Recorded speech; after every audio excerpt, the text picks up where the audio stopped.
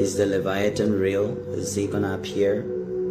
I'm gonna show you from the Bible, first of all, who the Leviathan is. The Bible talks about the Leviathan in the book of Job. So if you have your Bible, you can go to the book of Job. You're gonna see about the Leviathan. Okay, Job 41. Job 41.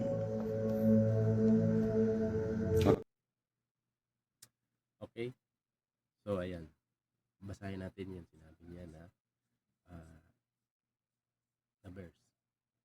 Ayan. So, babasahin natin via King James Version. So, ito, verse 1. Mahuhuli mo ba ang buhaya ng isang bingwit o mailalabas mo ba ang kanyang dila ng isang panali? Makapaglalagay ka ba ng tali sa kanyang ilong o makakabutas ka ng kanyang panga ng isang taga ng bingwit?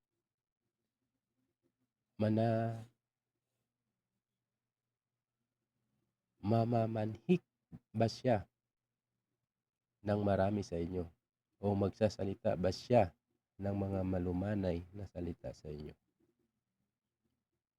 Makikipagtipan ba siya sa inyo upang ariin mo siyang alipin magpakailanman?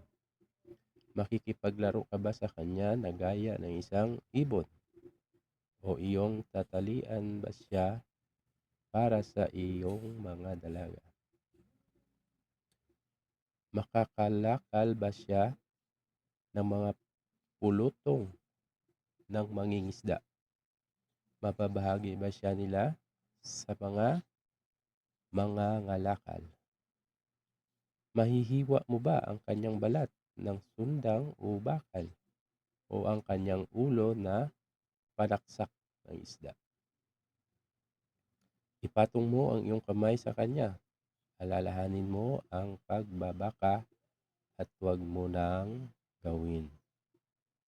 Narito ang pag-asa, iyan ay walang kabuluhan. Hindi ba malulugmok ang sino mang makita lamang yaon? Walang malakas na makapangahas kumilos niyaon. Sino ngang makakatayo sa harap ko? Sinong unang magbigay sa akin upang aking bayaran siya? Anumang nasa silong ng buong langit ay akin.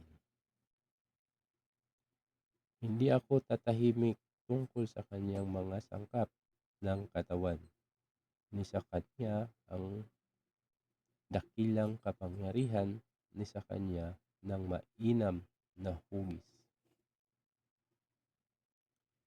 Sinong makapagpalitaw sa karayagan ng kanyang mga damit? Sinong makakalapit sa kanyang magkasiping pangil? Sinong makapagbubukas ng mga pinto ng kanyang mukha? Sa palibot ng kanyang ngipin ay kakilabutan. Ang kanyang mga matibay na palikpik ay kanyang kapalaluan. Kakadikit ng maigi na gaya ng isang tatak na mahigpit.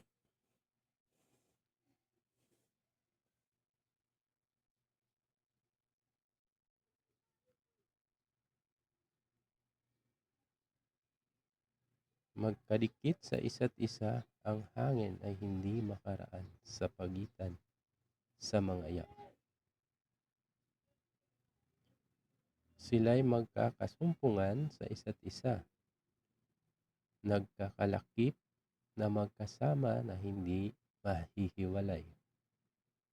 Ang kanilang mga bahin ay kumikislap ng apoy at ang kanilang mga mata ay gaya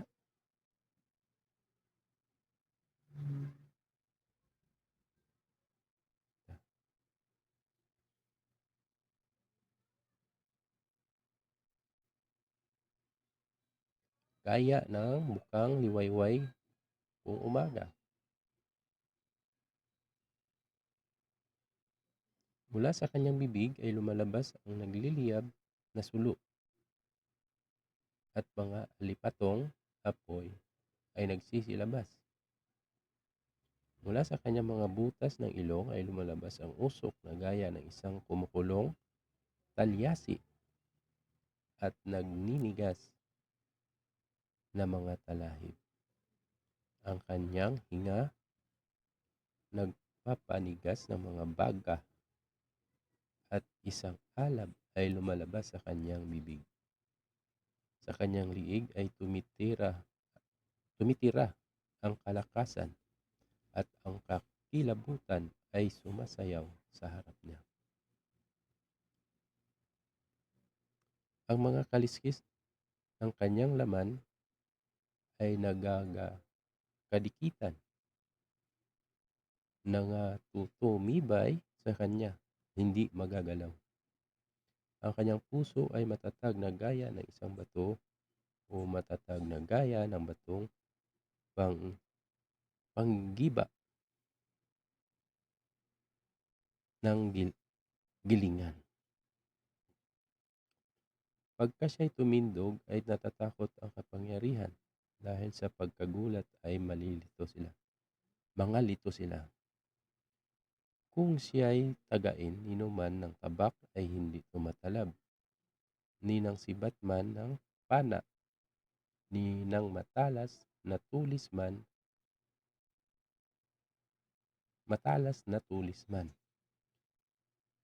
Kanyang ipinalalagay ang bakal na parang dayami at ang tanso na parang lapok na kahoy.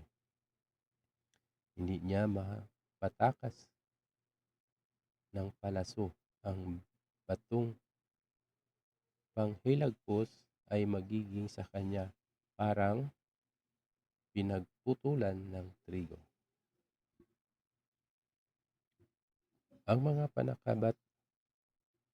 panakbat ay nagpapalagay na parang hindi pinagputulan ng trigo. Kanyang tinatawanan ang galaw ng sibat. Ang kanyang mga sangkap sa ibaba ay gaya ng mga matulis na bibinga, lumalaganap na tila saksak sa banlik. Kanyang pinagpapakuluan ang kalaliman na parang palayok. Kanyang ginagawa ang dagat na parang hamahid. Kanyang pinasisilang ang landas ng likuran niya, akalain ng sino man na mauban ang kalaliman. Sa ibabaw ng lupa ay walang gaya niya, na likhang walang takot. Kanyang minamasdan ang bawat mataas na bagay. Siya'y hari na lahat ng mga anak na palalo. Okay, so yun po yung sa Job 41. So, patuloy natin yung video. Okay. So, God challenges Job to try the simplest fishing techniques on Leviathan.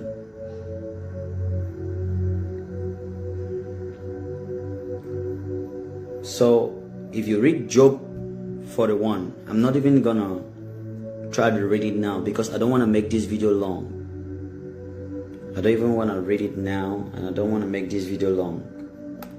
But this is a warning to the whole world. There's something coming to the world you have never seen. There's something coming to the world you've never heard of. In generations upon generations, you have never heard about it. And it's because we're in the end times. The Bible says in the end times, the Leviathan is gonna come out and show himself. the end times, the Leviathan is going to come out and show himself. So, if you want to read about the Leviathan,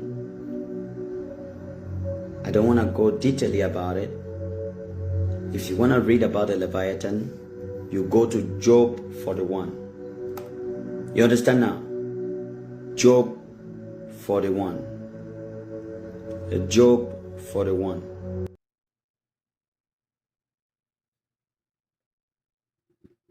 Okay.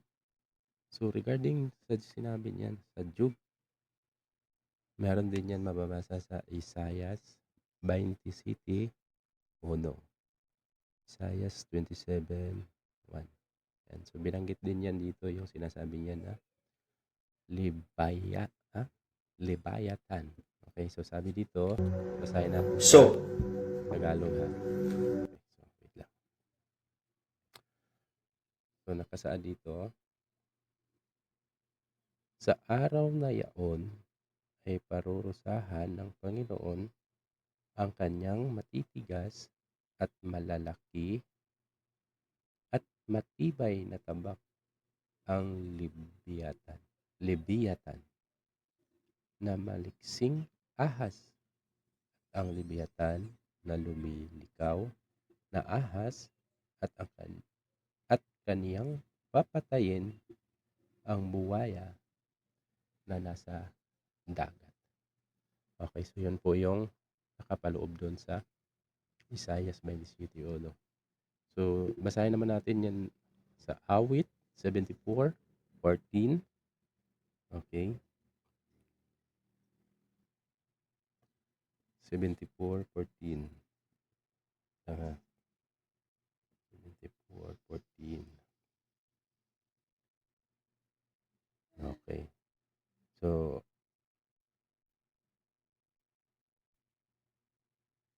74:14. Okay, ito. Iyong pinagpuputol-putol ang mga ulo ng Leviathan. Ibinigay mo siya na pagkain sa bayan na tumatahan sa ilang. Okay. Ikaw ay magbukas ng bukal at ilog, yung tinutuyo ang mga malalaking ilog. Tinutuyo mo ang mga malalaking ilog. So hanggang doon lang siguro, no? So isang ano lang siya, isang verse lang. Okay, and next itong 104:26. So 104, Salmo gyapon yan. Psalm 104:26. So basahin natin na. 104:26. Okay, so nara. Dooy nagsisiyaon ang mga sasakyan, nandoon ang buhaya na iyong nilikha upang maglibang doon.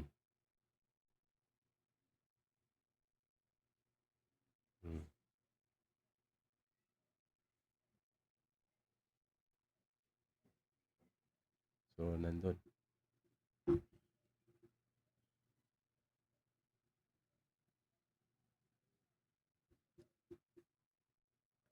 Ayan, so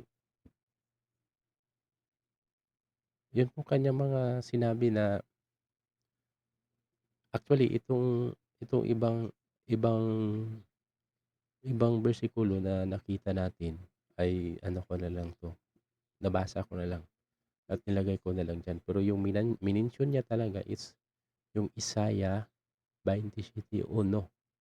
So doon yan mababasa, which is yung sa Job naman diyan mababasa yung kung ano, parang dinidescribe yung Leviathan. So diyan po nakadetalyado kung anong klase siya at gaano katibay, gaano kalakas yung kanyang mga, 'di ba? Gaano siya kung sa ano pa, gaano siya kabangtas. O ang ano nun is hindi siya sa demonyo. Kumbaga, alaga siya ng ating Panginoon. So, kapag ipinapalabas pala ito, dahil maging ano siya, maging warning, magbigay ng ano ba, reminders sa lahat. Kaya sabi nga niya, ayan, pakinggan natin ulit para mas maganda. The Leviathan is simply God's biggest sea animal, God's biggest sea creature. And it is spoken of in the book of Isaiah that the Leviathan is gonna come in the last days. That in the last days, before in the end times, the Leviathan is gonna show up again. So in the end times, it talks about the Leviathan, that he's gonna show up again. And we are in the end times. And I was sitting here today, and God keeps speaking to my spirit. The Leviathan is coming. I was sitting here today. God keeps speaking to me. I keep hearing that whisper of God in my spirit saying, the Leviathan is coming. The Leviathan is coming, and that we need to prepare. The Leviathan is coming, and we need to prepare. And I feel sad for the world because many in the world are not prepared. Many tsunamis would take place around the world, even in places that it has never happened before. Sadly. And the Bible says nobody can kill the Leviathan. The Bible says nobody can stop the Leviathan. I'm not giving this prophecy as a fear to people, but it's the truth. And then I was seated here, my wife was here. My wife was cooking, and I was watching videos about the Leviathan on YouTube. And I was watching videos of how people a few months ago, they were saying, oh, there's really something under the ocean. They were confirming it. And I was like, yeah, God has already revealed it to certain people. It's true. And it's about to come out very soon.